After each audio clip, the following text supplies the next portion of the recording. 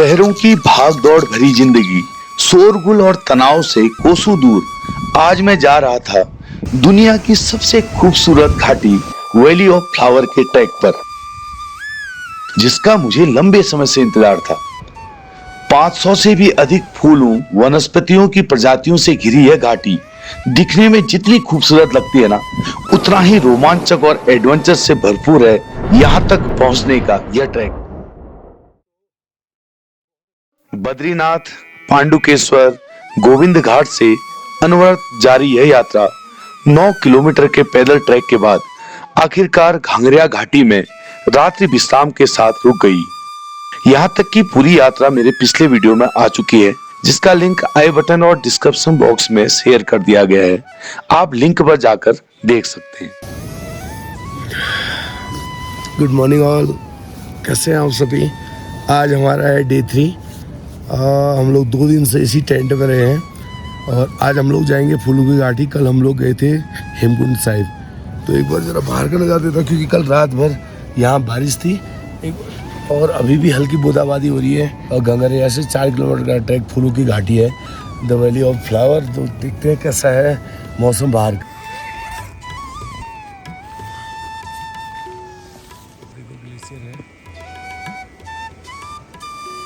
ये आज की सुबह का सुंदर नज़ारा घांगरिया गांव में। घांगरिया से जल्दी सुबह 7 बजे ही फ्रेश होकर हम निकल पड़े आज के डेस्टिनेशन वैली ऑफ फ्लावर की ओर। अगर आप लोग यहाँ आना चाहते हैं, आज हम लोग जा रहे हैं फूलों की घाटी, अगर यहाँ आना चाहते हैं आपको 2 दिन का समय लगेगा। एक दिन आपने घांगरिया में स्टे करना होगा, देन दूसरे दिन आपने यहाँ पर फूलों की घाटी को आपने आना होगा, क्योंकि हेमकुंड साहिब और फूलों की घाटी का एक ही रूट है। घांगरिया से ही रूट डाइवर्ट होते हैं, एक हेमकुंड साहिब को जाता है और एक फूलों की घाटी को जाता है। इसलिए यहाँ एक दिन में होने के लिए आप एक दिन में कवर कर सकते हैं, बट इसलिए नहीं कर सकते क्योंकि यहाँ जो एंट्री है इसके अंदर वो केवल 12 बजे तक ही एंट्री है। 12 बजे बाद इसके अंदर जाना अलाउ नहीं।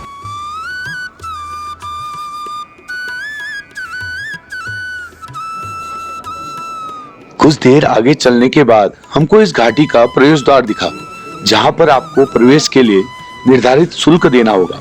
अगर आप इंडियन हैं तो 200 रुपए का, और वहीं फॉरेनर के लिए 800 रुपया प्रवेश शुल्क निर्धारित किया गया है। और यहीं पर आपकी और आपके पर्स बैग की चेकिंग भी होती है। अगर आपके पास ड्रोन कैमरा है तो आप इसके आगे उसको नहीं ले जा सकते हैं। आज की इस यात्रा में मेरे सहभागी नीरज भाई द्वारा शुल्क देकर हमने फूलों की घाटी में प्रवेश किया। हरे भरे झुरमुट झाड़ियों और ऊंचे ऊंचे पेड़ों के बीच से गुजरती समतल पगडंडी में चलने का रोमांच मन को और भी प्रफुल्लित कर रहा था। तो आपको एक जानकारी और देना चाहूँगा जो हमको भी नहीं थी मालूम। हम लोग भी अपने साथ हम सोच रहे थे खाना पीना हम लोग यहीं बनाएंगे, कुछ मैगी बनाएंगे, अपने साथ छोटा स्टोव लाए थे, लेकिन वो हमारा पूरा गेट पर ही सबमिट कर दिया गया। यहाँ कोई भी चीज़ अलाउ नहीं है, ड्रोन भी अलाउ नहीं है। केवल खाने की चीज़ें आप अपने साथ जो बनाई चीज़ें हैं वो ला सकते हैं। आप यहाँ इसके अंदर खाना बना नहीं सकते हैं। आपको कोई भी ना दुकानें यहाँ मिलेंगी या कोई भी खाने की वस्तु आपको रास्ते पर नहीं मिलेंगी। इसलिए अपने साथ आप लोग खाने की चीज़ें लेके आए, तभी आप लोग 4 किलोमीटर जाना, 4 किलोमीटर आना, 8 किलोमीटर का ट्रैक आप पार कर पाएंगे। तो चलते हैं आगे को।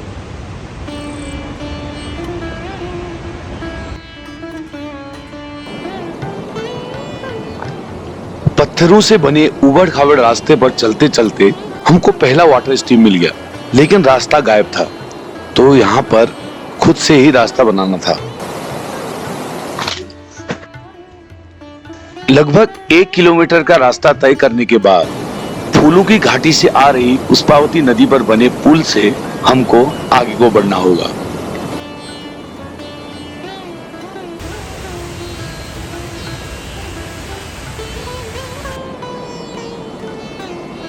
धीरे धीरे यह मार्ग अब चढ़ाई की ओर को शुरू हो गया है।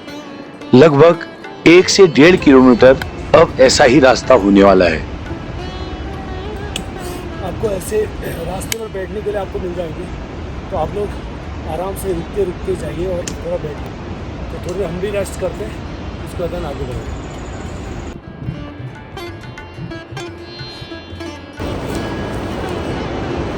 हाँ, काफ़ी वनस्पतियाँ हैं अलग अलग प्रकार की, जिनमें से ये एक भोजपत्र, पहले इस ग्रंथ लिखे जाते थे, ये कागज़ के रूप में प्रयोग किया जाता था पहले। तो यहाँ आप इसकी छाल देखें, भोजपत्र। 3 किलोमीटर आगे चलने के बाद हल्की घाटियां और ग्लेशियर साफ दिखने लगे हैं। अब रास्ता पूर्व की तरह ही थोड़ा सा समतल, थोड़ा सा ढलान को उबड़ खाबड़ रास्ते पर चला जा रहा है। लैंडस्लाइड जोन होने से यह रास्ता बहुत ही ज्यादा खराब हो चुका है, जिस पर चलना बहुत ही मुश्किल हो रहा है। जो रास्ता है वो थोड़ा डेंजर है और रास्ता बहुत नैरो होता जा रहा है, कहीं पे चौड़ा हो रहा है, कहीं पे टूटा हुआ रास्ता है। इसलिए जब भी आए अपने साथ स्टिक ज़रूर लाएं ताकि आपको चलने में बहुत सुविधा होगी।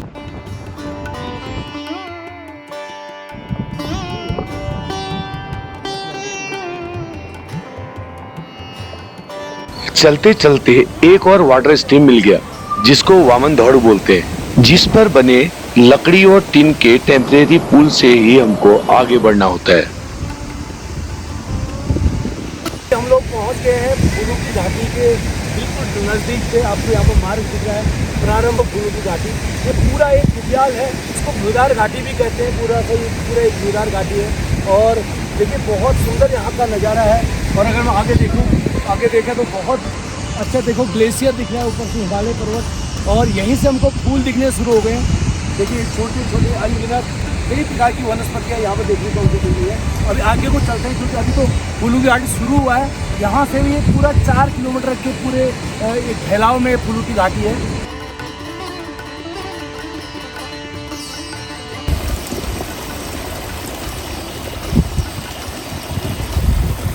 बहुत ही ठंडा पानी है। अगर आप इस वैली को आ रहे हैं तो ऐसे ही रास्ते पर भी आप लोग आसानी से ऐसे जो ग्लेशियर का पानी है वो आपको मिल जाएगा, आप उसको पी सकते हैं क्योंकि औषधि गुणों से युक्त रहता है। घांगरिया से 4 किलोमीटर पैदल ट्रैक के बाद फाइनली हम लोग पहुंच गए हैं वैली ऑफ फ्लावर। चारों तरफ ये बहुत बड़े एरिया में फैला हुआ है, कम से कम 4 से 5 किलोमीटर एरिया पूरा बुग्याल है, उसमें पूरे अनगिनत फूल हैं। यह फूलों की घाटी उत्तराखंड के चमोली जनपद में स्थित है। यहाँ आकर ऐसा लग रहा है मानो हम लोग एक अलग दुनिया में विचरण कर रहे हैं। जहां जहां तक हमारी नजर जा रही है वहां वहां तक हरे हरे घास के मैदान और रंग बिरंगे फूल नजर आ रहे हैं। यहाँ अभी 500 से भी ज्यादा किस्मों के फूलों और वनस्पतियों का पता लगा है। यह पूरा क्षेत्र 87 वर्ग किलोमीटर में फैला फूलों की घाटी राष्ट्रीय उद्यान एक यूनेस्को विश्व धरोहर स्थल है और नंदा देवी बायोस्फीयर रिजर्व के 2 मुख्य क्षेत्रों में एक दूसरा नंदा देवी राष्ट्रीय उद्यान है। तो जानते हैं इस जगह के इतिहास के बारे में कि उत्तराखंड की एक छोटी सी जगह, एक इतनी इंटीरियर जगह ऐसे वर्ल्ड फेमस कैसे हो गई और वैली ऑफ फ्लावर्स का नाम कैसे इसका पड़ गया। एक माउंटेनियर हुए थे 1931 में, फ्रैंक स्मिथ। वो जब कामेट पर्वत की चढ़ाई करके नीचे को उतर रहे थे तो उन्होंने देखा कि एक वैली है, जिस वैली में जब उन्होंने शुरुआत में देखा तो कुछ फूल खिले हुए थे। तो उन्हें लगा कि ये थोड़े से फूल होंगे और आगे ये ख़त्म हो जाएंगे। पर वो जितना चलते गए उन्हें फूल दिखते गए और अलग अलग प्रकार के फूल, अलग अलग कलर्स के फूल उन्हें दिखते गए। वो इस जगह से इतना प्रभावित हुए, कुछ बुक्स में लिखा है कि कुछ 1-2 दिन वो यहाँ रुके भी थे। उन्होंने यहाँ पे कैंप लगाया और 1-2 दिन वो यहाँ पे रुके। उसके बाद वो वापस ब्रिटिशर्स थे तो वहाँ वापस चले गए और 1937 में वो दोबारा यहाँ आए। और उसके बाद उन्होंने 1938 में इस जगह को वैली ऑफ फ्लावर्स का नाम भी दिया और एक बुक उनकी प्रकाशित हुई, जिस बुक में उन्होंने वैली ऑफ फ्लावर्स के नाम से वो ब्लू बुक निकाली। के निकलने के बाद ये जगह वर्ल्ड फेमस हो गई। तो यहाँ पर हमको दिख गया है उत्तराखंड का राजकीय पुष्प ब्रह्म कमल। तो ये देखो अभी खिला नहीं है, ये पत्तियाँ आ रही हैं, अभी ये खिलेगा तो इससे वाइट फूल निकलता है। जो ये ब्रह्म कमल है वो 3800 से 4000 की हाइट में ये पाया जाता है। तो वो घरों के अंदर नहीं होता, जो ब्रह्म कमल होता है ब्रह्म कमल नहीं है। ये मार्ग तिब्बत को जोड़ता है और कई लोग पहले यहाँ के लोग तिब्बत जो व्यापार करते थे वो इसी रास्ते से तिब्बत को जाते थे।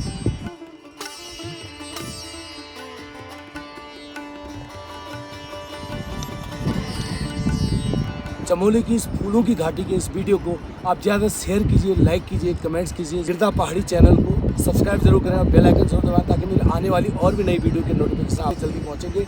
तो अभी के लिए बस इतना ही। नमस्कार, बेल आइकन।